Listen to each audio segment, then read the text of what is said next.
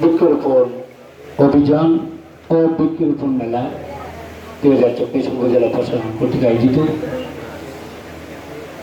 আজকে সবার সম্মানিত সভাপতি মহোদয়, আজকের প্রধান অতিথি যিনি আমাদের চুনারুল মাধবপুরের নির্বাচিত মাননীয় সংসদ ব্যারিস্টার সাইদুল হক সুমন এমপি মহোদয়, উপজেলা চেয়ারম্যান মহোদয়, আমাদের ভাইস চেয়ারম্যান মহোদয় সহ আমাদের বৃক্ষরোপণ এবং বনাঞ্চলের কর্মকর্তাবৃন্দ, উপস্থিতি জনতা, ইলেকট্রনিক মিডিয়া ব্যক্তিত্ব, সকলকে ধন্যবাদ। আসসালামু আলাইকুম। হিন্দু ভাইদের প্রতি আদাব।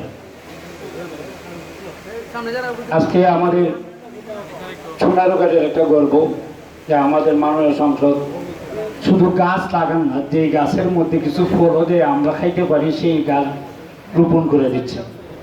তবে গাছ রোপণ করে আমাদের লাভ হবে। পাশাপাশি আমাদের উপজেলা চেয়ারম্যান মহোদয় একটা কথা বলেছিলেন যে আমরা আম আছে, প্রত্যেক ফল আছে, কিন্তু খোদা খাইয়া শেষ। লাগাইলাম সত্য, খাইয়া যদি শেষ করলাম, এটা তো এখন আমরা খোদাতে বাঁচতাম মহোদয়। কারণ আম তো যে আপনার সোনারঘাট বলে নিয়েছেন, আমরা লাগাইতেছি, আপনি দিতেছেন, কিন্তু খোদা যদি খাইয়া শেষ করলে তো আম সব শেষ, আমরা খাইতাম কিনা। পাশাপাশি গাছ যদি না হইতো তাহলে বিদ্যুতের যে অবস্থা, তাহলে আমরা জানি বাঁচত না।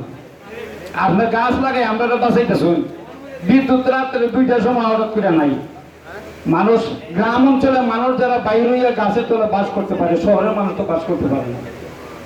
মাননীয় সংসদ, আপনাকে যে অনুরোধ, আমরা এখানে যারা উপজেলা প্রশাসক, উপজেলা নির্বাহী মহোদয় সহ চেয়ারম্যান মহোদয়, বিদ্যুতের ঘাটতি যদি পূরণ না করা হয় তাহলে আমরা আপনার সহ আমরা চুনার অবস্থা কাহিল হয়ে যাবে।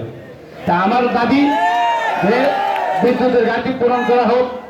আমাদের ডিজিএম সাহেবের সাথে আপনার কথা বলে যেভাবে পূরণ করা যায়, উপজেলা নির্বাহী অফিসার সহ আমাদের উপজেলা চেয়ারম্যান সাহেব সহ সেই দাবিগুলো আমাদের দাবি, প্রাণের দাবি।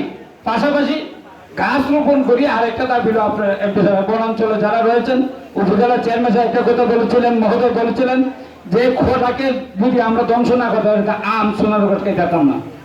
তো এমপি মহোদয় আমের বাগান লাগাই দিতেছেন আমাদেরকে, কিন্তু আম যদি আমরা ফল যদি আমরা বুক না করতে পারি, ফেলে যদি না দিতে পারি, তা গাছ লাগাতে লাভ হইতো না। তা আমরা খোদা মারার যাতে খোদা ধ্বংস করা যায় বনাঞ্চল, যাতে সেই উদ্যোগ নেই আপনার মাধ্যমে, সেদিকে তাহলে আমরা সোনারঘাট বাঁচবে। আম আমরা ইচ্ছা মতো খাইতে পারবো, আমরা রাজশাহী যাওয়ার প্রয়োজন হবে না। সবাইকে ধন্যবাদ।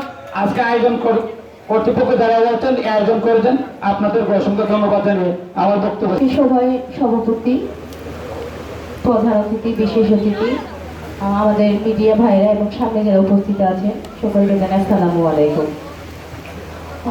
বৃক্ষ দিয়ে সাজাই দেশ, সমৃদ্ধ করি বাংলাদেশ।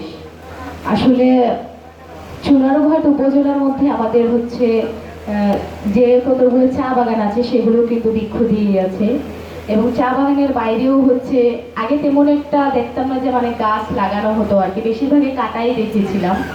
যখন থেকে মানে ব্যারিস্টার সাইদুল হক সুমন ভাই হচ্ছে গাছ লাগানো শুরু করে, সেই সময় থেকে মানে এখনো অবধি হচ্ছে সেটা চলমান আছে। তো আশা করছি সেটা চলমান থাকবে। এবং যারা একটা গাছ কাটার পরে হচ্ছে কয়টা গাছ লাগানো চাই সেটা জানে না, তাদেরকে অবশ্যই আমাদের জানানো প্রয়োজন আছে যে আসলে শুধু গাছ কাটলেই হয় না, গাছ লাগাতেই হয়। আমি সুমন ভাইয়ের মুখে একদিন শুনেছিলাম যে মানে যখন প্রচন্ড রোদে থাকে, গাছপালা থাকে না, তখন মাথা প্রচুর গরম হয়ে যায়। তো আমাদের অবস্থাও ঠিক তেমন ভাবে, আসলে সত্যি কথাই বলেছিলেন। তো আমাদেরকে বাঁচতে হলে কিন্তু গাছ লাগাতে হবে, শুধুমাত্র আমাদের নিজেদের জন্য নয়। আমরা যদি মানে যে ফলের গাছ লাগাই, সেখান থেকে কিন্তু অনেক জীব জন্তুও হচ্ছে তারা বাঁচতে পারে, তারা খেয়ে বাঁচতে পারে। তো আমাদেরকে সবার কথাই ভাবতে হবে, এবং আমাদেরকে নিজেদেরকে বাঁচতে হলে হচ্ছে গাছ লাগাতে হবে। সুন্দর একটা দেশ গড়তে হলে হচ্ছে গাছ লাগাতে হবে। আমরা নিজেরা গাছ লাগাবো এবং অন্যদেরকে উৎসাহিত করব গাছ লাগানোর জন্য। তো আজকে যারা এই আয়োজন করেছে তাদের সবাইকে অসংখ্য ধন্যবাদ জানিয়ে আমি আমার সংক্ষিপ্ত বক্তব্য সমাপ্ত করছি। আমরা আমাদের সুমন ভাইয়ের কাছ থেকে বাকি কথা শুনবো। ধন্যবাদ সবাইকে। আসসালামু আলাইকুম।